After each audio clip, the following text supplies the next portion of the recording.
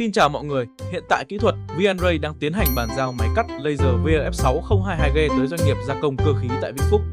Đây là một trong những dòng máy laser fiber của VNray đáp ứng tốt nhu cầu gia công thép dày trong môi trường sản xuất công nghiệp. Trong điều kiện xưởng hoạt động liên tục và nhiệt độ cao, máy vẫn vận hành ổn định, hệ thống làm mát và các linh kiện hoạt động trơn tru, đảm bảo hiệu suất tối đa.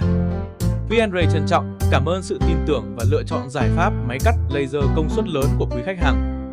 Để tìm kiếm giải pháp cắt laser cải thiện năng suất, giảm chi phí vận hành cho xưởng cơ khí, quý khách hàng vui lòng liên hệ số điện thoại 0962 532 395.